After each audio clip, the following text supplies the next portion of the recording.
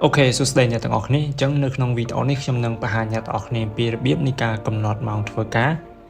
សម្រាប់បុគ្គលិកដែលគាត់មានម៉ោងធ្វើការមិនច្បាស់លាស់ឬមួយក៏គាត់មាន roster ជាដើមអញ្ចឹងជាដំបូងអ្នកទាំងអស់គ្នាចូលមកកាន់ពាក្យថា shift បាទមុខងារ shift នេះហើយចុចពាក្យថា add new នៅខាងលើនេះមួយបាទ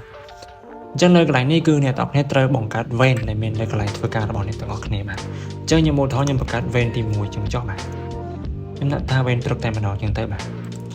អញ្ចឹង vein ព្រឹកគាត់ធ្វើការពីម៉ោងប្រហែលដល់ម៉ោងប្រហែលអ្នកទាំងអស់គ្នាដាក់តាមនឹងមកអញ្ចឹងបើសិនជាករណី scan តែ2ដងទេសូមចុចយកពាក្យថា half day បន្តមកទៀតកន្លែងនេះអ្នកទាំងអស់គ្នាដាក់ម៉ោងដែលគាត់ត្រូវចូលមកបាទខ្ញុំឧទាហរណ៍ថាគាត់ត្រូវចូលម៉ោង8ព្រឹកបាទហើយគាត់ចេញទៅវិញនៅម៉ោង12ចឹងទៅបាទហើយនៅកន្លែងត្រង់ចំណុចនេះអ្នកទាំងអស់គ្នាត្រូវដាក់ color បាទដើម្បីសម្គាល់ទៅលើ vein មួយហ្នឹងបាទអញ្ចឹងខ្ញុំដាក់ coloring ពណ៌រៀងលឿងនេះទៅបាទដោយសារតែវាជាពេលព្រឹកបាទ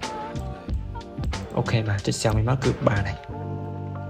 បន្តមកទៀតអ្នកទាំងអស់គ្នាបង្កើត vein ទៀតមកបាទអញ្ចឹងខ្ញុំចុច add new មួយទៀតមកខ្ញុំឧទាហរណ៍ថា vein ថ្ងៃបាទអញ្ចឹងខ្ញុំយក vein ថ្ងៃហើយខ្ញុំដាក់ចូលមក1បាទហើយចេញទៅវិញនៅម៉ោង5បាទបន្តមកទៀតខ្ញុំយកកន្លែងនេះខ្ញុំដាក់ពណ៌នេះមកបាទអញ្ចឹងពេលថ្ងៃខ្ញុំដាក់ពណ៌រៀងអញ្ចឹងទៅបាទចុច save មកគឺបានហើយបន្តមកទៀតខ្ញុំចង់បង្កើតមួយទៀតគឺ vein យប់បាទ vein យប់ខ្ញុំចុចប៊ូតុង add new ដូចគ្នាដែរមកនៅកន្លែងនេះខ្ញុំដាក់ថា vein យប់ទៅបាទខ្ញុំដាក់ថា vein យប់អញ្ចឹងនៅក្នុង vein យប់នេះខ្ញុំឲ្យគាត់ scan ពីម៉ោង5បាទពីម៉ោង5រហូតដល់ម៉ោង12យប់ចឹងទៅបាទឬមួយក៏ម៉ោង3ភ្លឺឬមួយក៏ម៉ោង5ភ្លឺចឹងទៅបាទអញ្ចឹងអ្នកនរគ្នាដាក់មកបាទអូខេបាទអញ្ចឹងនេះខ្ញុំដាក់ color ខ្ញុំរើស color ពណ៌ខ្មៅដែរខ្ញុំចុច save មកគឺបានហើយ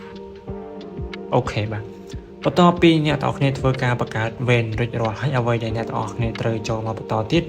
គឺចូលមកកាន់ពាក្យថា employee បាទអញ្ចឹងកន្លែង employee នេះគឺជាកន្លែងដែលអ្នកទាំងអស់គ្នាធ្វើការ enable បុគ្គលិកបានន័យថាអ្នកទាំងអស់គ្នាត្រូវបើកបុគ្គលិកណាដែលគាត់មាន vein ធ្វើការមិនច្បាស់លាស់បាទអញ្ចឹងឧទាហរណ៍ថាបុគ្គលិកទាំងអស់នេះគឺជាអ្នកដែលគាត់ដែលមានម៉ោងធ្វើការមិនច្បាស់លាស់អញ្ចឹងខ្ញុំចុចពាក្យថា enable មកបាទ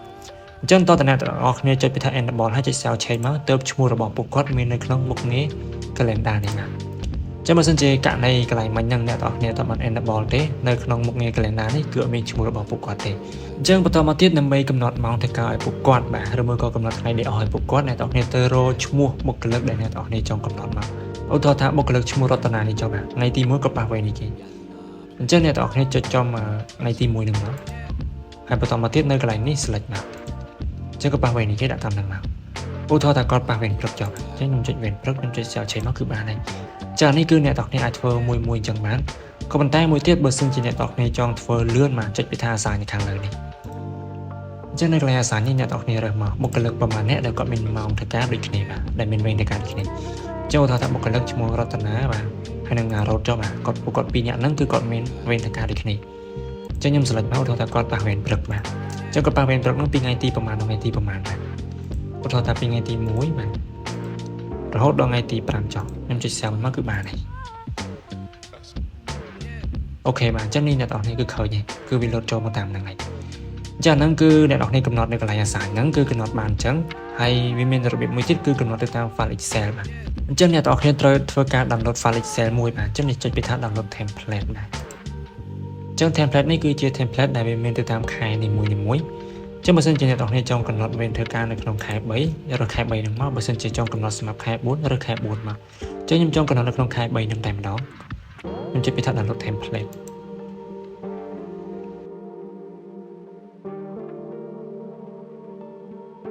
អញ្ចឹងបន្តមកទៀតអ្នកទាំងគ្នាបើក template ហ្នឹងមកអញ្ចឹងនៅក្នុង template នេះគឺជា file Excel ដែលអ្នកទាំងគ្នាត្រូវបញ្ចូលវេនធ្វើការរបស់បុគ្គលិកអ្នកទាំងអស់គ្នានៅក្នុងហ្នឹងតែម្ដងបាទចឹងអ្នកនរគ្នាចុចពាក្យថា enable to edit មកបាទ enable editing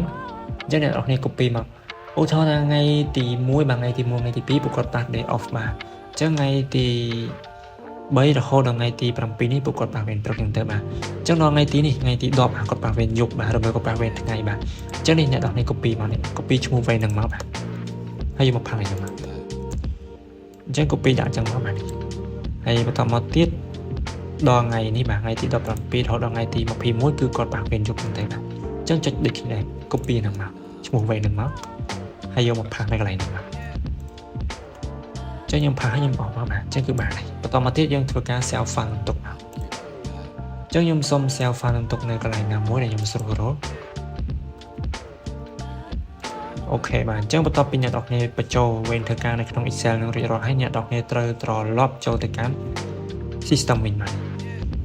ចុចពាក្យថា import បាទចូលមកកាន់ shift ហើយយក calendar ហ្នឹងមកចុចពាក្យថា import មកអញ្ចឹងមកដល់ត្រង់ចំណុចនេះសូមអ្នកនរគ្នាចុចពាក្យថា browse បាទទៅរក file Excel វិញចុច generate មកគឺបានហើយ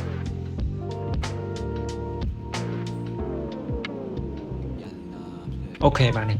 អញ្ចឹងបន្ទាប់ពីអ្នកនរគ្នាចុច generate រួចរាល់ហើយអញ្ចឹងគឺវេនធ្វើការរបស់ពួកគាត់គឺវានឹងយកទៅតាម file Excel វិញតែម្ដងបាទអញ្ចឹងគឺអ្នកនរគ្នាអាចមើលតាមនឹងបាន